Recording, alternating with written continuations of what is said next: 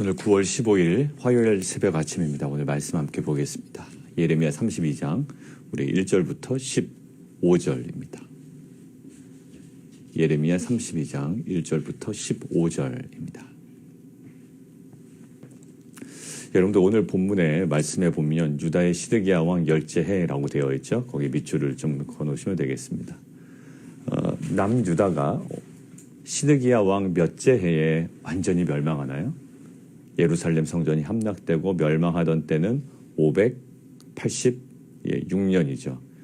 그때는 시드기야 왕 11번째 해입니다. 11년째 되던 해에 남유다는 완전히 망하는 거예요. 그러면 지금 시드기야 왕 10째 해라고 하면 얼마 남지 않았을 때입니다. 거의 막바지에 이르렀을 때예요.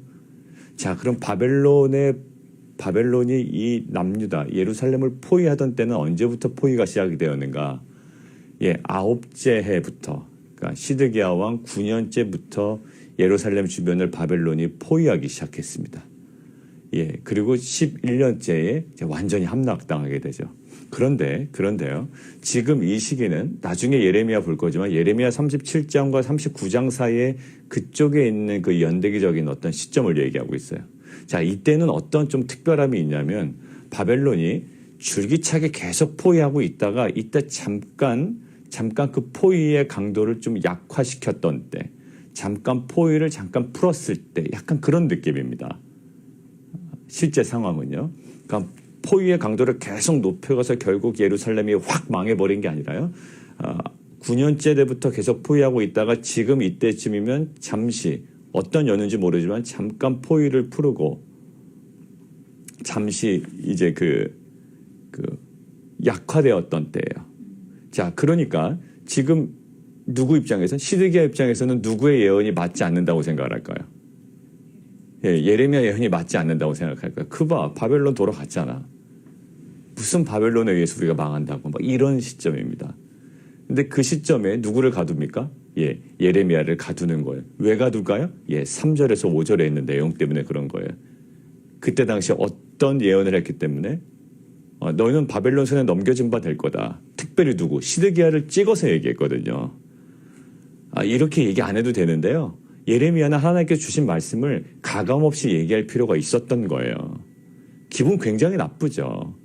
그렇지만 하나님의 말씀이기 때문에 만약에 예레미야가 마음에 있는 자기의 기분대로 얘기했다면 예레미야에게 하나님의 말씀이 임한 대로 그대로 이야기를 하게 됩니다. 시드기야에 대해서 얘기하고요. 그리고 바벨론 사람들과 아무리 싸워도 너희가 승리하지 못하리라 라고 이야기했어요. 그래서 시드기야가 가둔 겁니다. 자, 보세요. 만약에 시드기야 입장에서 이것이 정말로 거짓 예언이었고 말도 안 되는 소리를 하며 이 사람은 바벨론에게 뒷돈을 받은 매국노다라고 만약에 취급을 했더라면, 그렇게 완전히 단정적으로 취급을 했더라면 예레미야 어떻게 됩니까? 신명기 율법에 보면 어떻게 죽여야 됩니다. 죽여야 돼요. 근데 지금 애매한 스탠스를 취하고 있어요. 그것이 저에게는 묵상이 됐습니다. 어디에 거둡니까? 2절 보십시오. 유다의 왕의 궁중에 있는 시위대 뜰에 갇혔다라는 거예요. 제가 자료를 찾아보니까요. 이 감옥은 특권층 범법자를 가두는 고급 감옥이에요. 이렇게 거짓 예언을 하고 마치 바벨론에게 뒷돈을 받은 사람처럼 이 매국노 활동을 하는 예레미야, 시드기야 입장에서 얘기하는 겁니다. 이 거짓 예언을 하고 매국노의 어떤 그 앞잡이와 같은 일을 하는 이 사람은 여기에 갇힐 명분이 없는 거예요. 그냥 돌 맞아 죽어야 되는 겁니다. 그런데 왕의 궁중에 있는 시위대 뜰 안에 갇혔다라는 거예요. 이것을 묵상하는데요. 이런 마음이 들었어요. 시드기야의 내적 갈등이 있구나라는 게 들었습니다. 내적 갈등이 있는 거예요. 완전히 이쪽으로 갔으면요. 그냥 죽여버리면 돼요. 여지가 없잖아요. 말하는 한마디 한마디가 여지가 없잖아요. 그런데 그렇지 않아요. 거짓 선지자 매국노로 취급도 했지만 사실 시드기야 마음에 어떤 마음이 있는 겁니까? 그러한 정황에 다분히 있지만 정작 하나님의 뜻을 알고 싶을 때는 시드기야가 나중에 예레미야 38장에 보면요. 시드기야를 다시 찾습니다. 그러니까 어떤 마음일까요? 완전히 틀리다라고도 할 수 없는 거예요. 마음에 확신이 들지 않는 거예요. 그렇다고 예레미야의 말의 뜻에 따라 그 하나님 뜻으로 인정하고 따르기는 싫어요. 내키지 않는 거예요. 뭔가 말씀이 임했습니다. 그런데 그것이 완전히 아니다라고도 부정을 하지 못하는 거예요. 그렇지만 내가 하기는 싫어요. 왜? 내가 지금 바쁜 일이 더 많은데. 내가 생각할 때는 그거 잠깐 밀어놔도 되거든요. 지금 당장 내가 하지 않아도 돼. 내가 나중에 할 거야. 근데 하나님 자꾸 나에게 간섭하지 마세요. 내 삶의 우선순위 내가 정합니다라는 거예요. 그렇지만 하나님을 완전히 버리지는 못해. 이게 이제 우리의 영적인 감각이 떨어졌을 때의 영적 스탠스거든요. 제가 알아서 할 테니 좀 가만히 두세요. 그렇지만 하나님이 하나님이신 줄 알겠습니다. 이거 완전 이상한 거예요. 그러니까 내가 필요할 때만 찾겠다라는 거예요. 마치 시드기야가 예레미야 필요할 때 이렇게 불러다가 물어본 것처럼. 한번 보실까요? 38장 보세요. 뒤에. 보니까 있더라고요. 이번 달에. 뒤에 맨 마지막에 보세요. 며칠 거냐면 31일자 보십시오. 31일자가 아니고 29일자.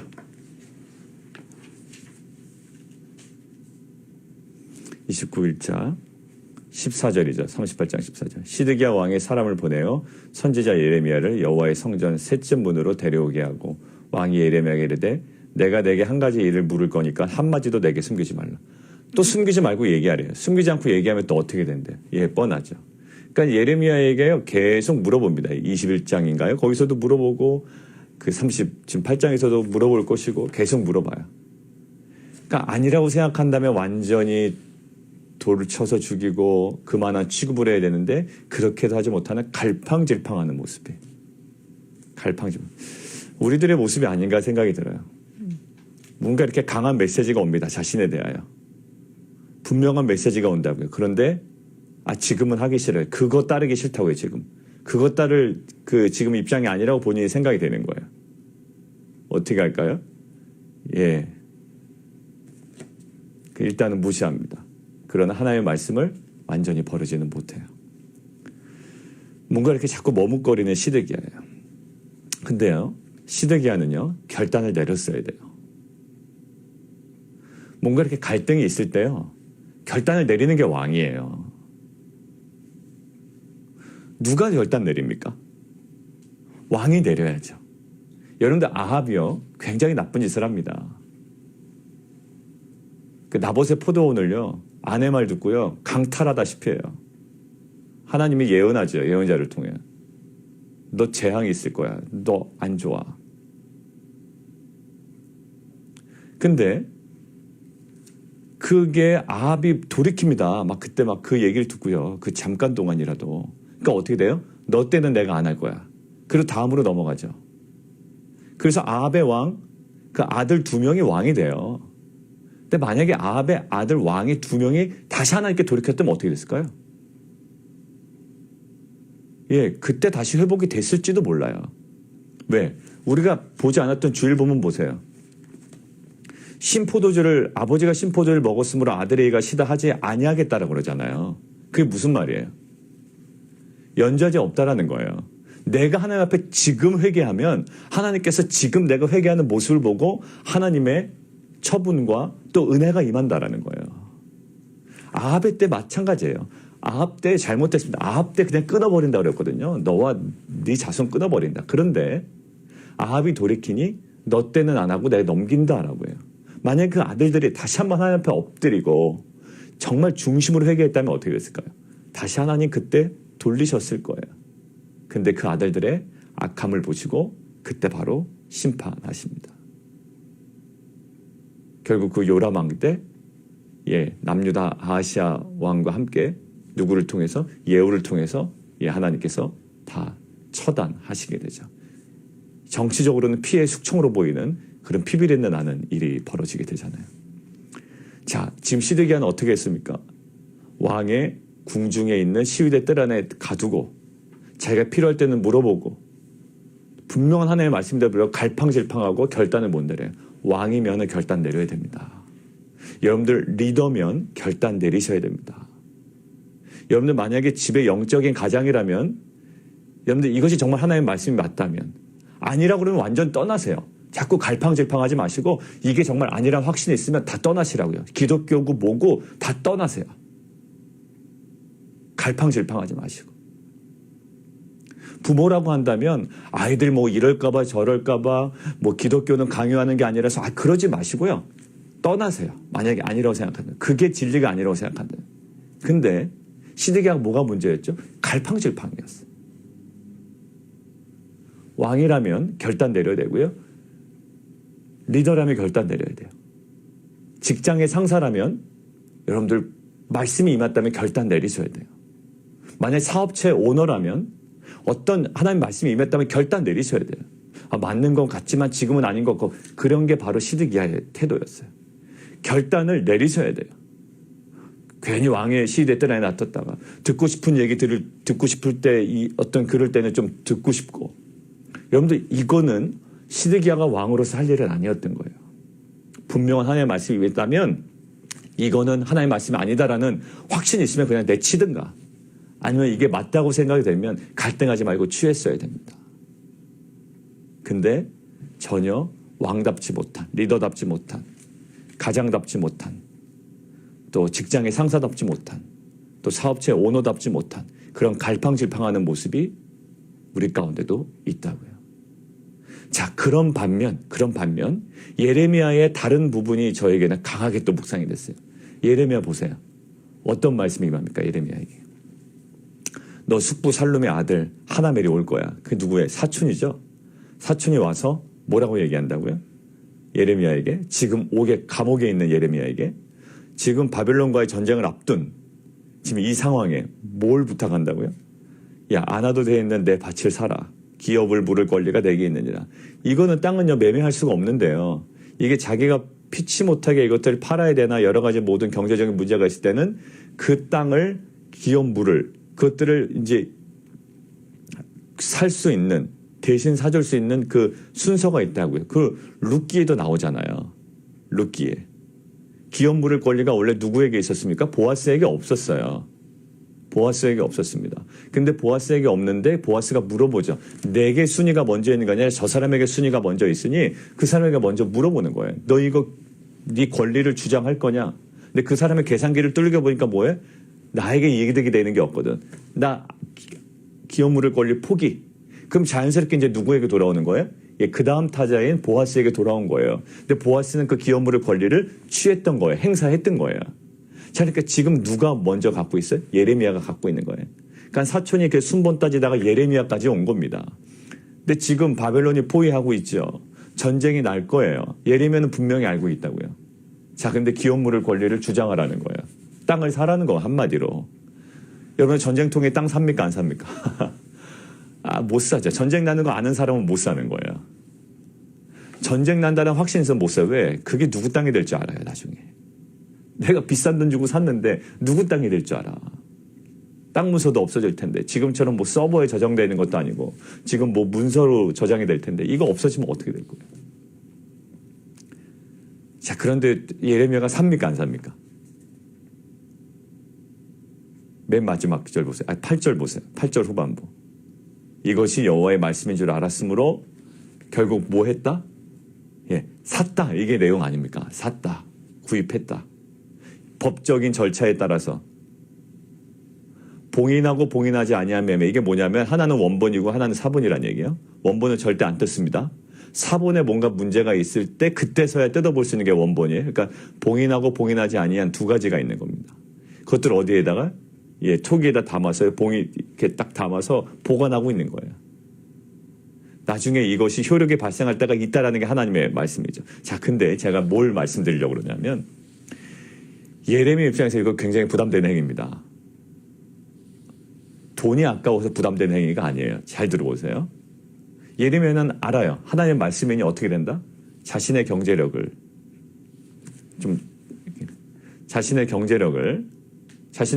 손해 가지 않을 거라는 확신이 있어요. 거기에 대한 부담은 없는 거예요, 예레미야가.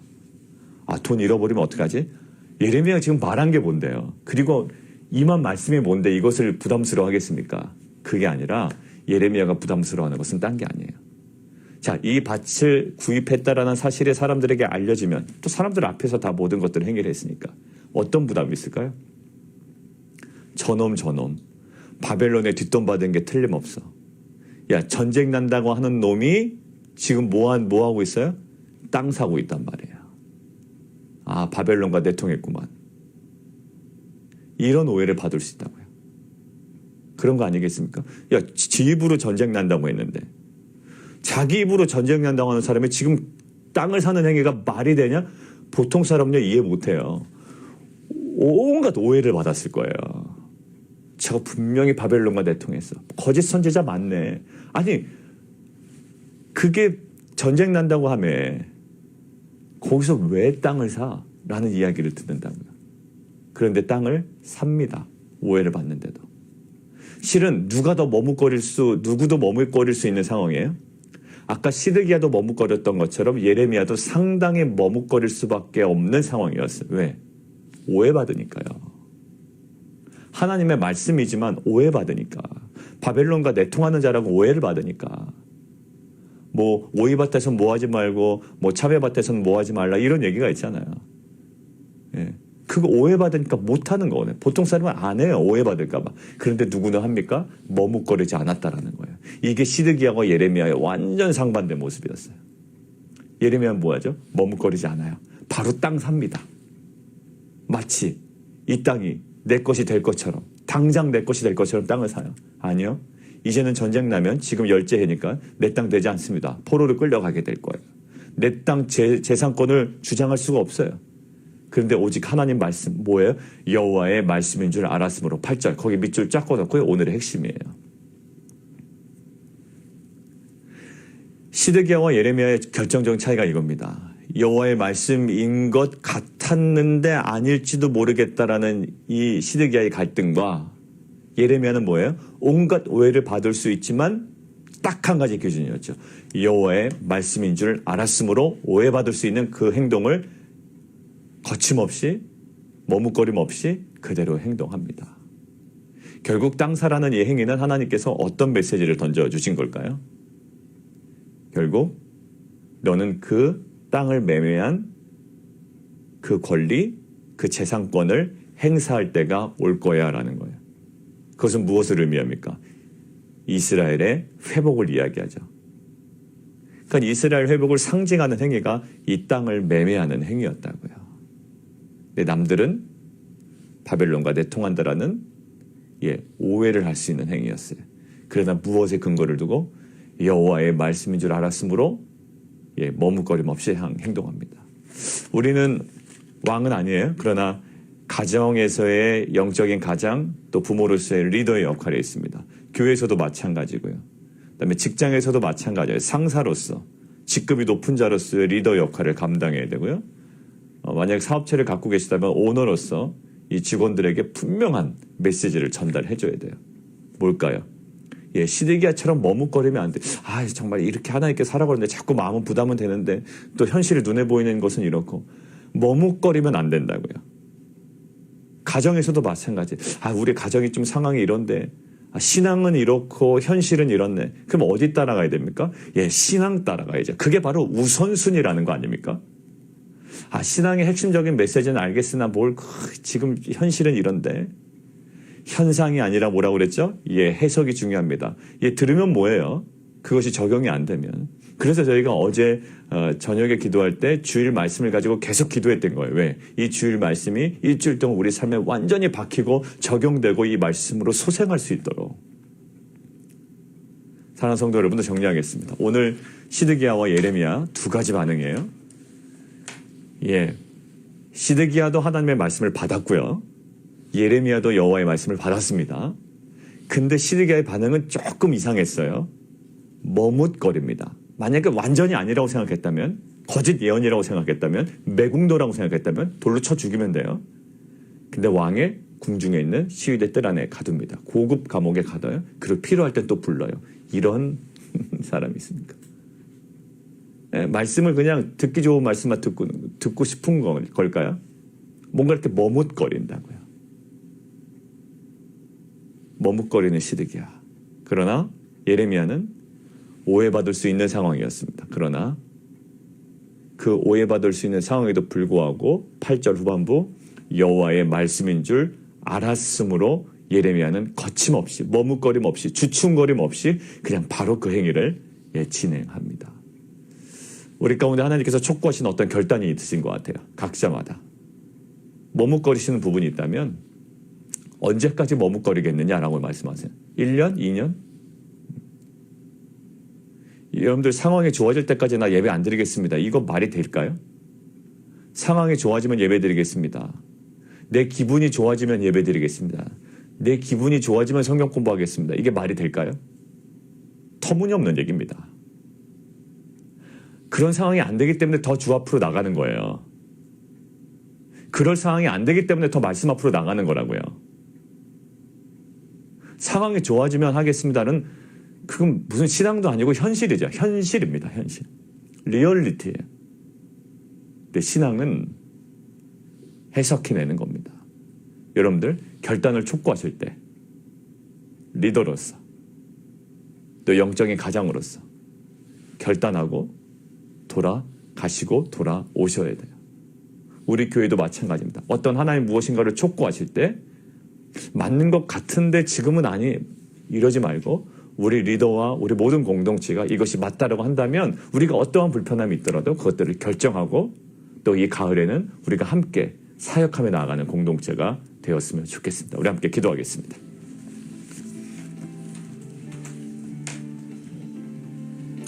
이 시간 함께 기도할까요? 하나님 우리에게 여호와의 말씀인 줄 알았으므로 예레미야처럼 머뭇거리지 않냐고 또 주춤거리지 않냐고 결단하며 나아갈 수 있도록 인도해 주십시오. 오해받을 수 있는 상황이라고요? 그런데 이것들을 거침없이 진행을 해나갑니다. 왜요? 하나님의 말씀인 줄 알았으므로. 근데 시드기야는요, 하나님의 말씀인 것 같지만 마음에 들지 아니하고 뭐 여러 가지 불편한 상황이 있었던 거예요. 그러니까 머뭇거립니다. 완전히 버리지도 못하고 또 그것들을 믿음으로 취하지도 못하고 계속 머뭇거리는 모습이에요. 하나님께서 우리에게 촉구 또 결단을 촉구하시는 음성으로 저는 받았습니다. 하나님 우리에게 주시는 그동안에 주셨던 아직도 머뭇거리고 있던 우리의 모습이 있다면 하나님 오늘 결단하게 하여 주옵소서. 함께 기도하며 나가도록 하겠습니다. 살아계신 하나님, 여호와의 말씀인 줄 알았으므로 어떤 오해받을 만한 상황임에도 또 그것들을 충분히 그럴 수 있는 행동임에도 불구하고 여호와의 말씀이므로 또 거침없이 머뭇거림 없이 또 결단으로 행동으로 옮겼던 예레미야처럼 우리에게 임한 여호와의 말씀이 분명하다면 우리 안에 그런 확신과 그 믿음과 하나님에 대한 신뢰로 말미암아 그 어떤 어려움과 또 특별한 오해의 일이 발생할 수 있을 가능성이 있다 하더라도 우리가 여호와의 말씀을 붙잡고 또 우리가 하루 믿음으로 결단하며 나아가는 귀한 공동체 될 수 있도록 인도하여 주옵소서. 시드기야에게 보여줬던 그 머뭇거림이 우리 가운데 다 제거되게 도와주시고 오직 예레미야가 임했던 그 여호와의 말씀을 붙잡고 나아가는 그 믿음의 결단이 우리 공동체에 오늘 하루의 삶이 되게 도와주옵소서. 예수 그리스도의 이름으로 감사하며 기도합니다.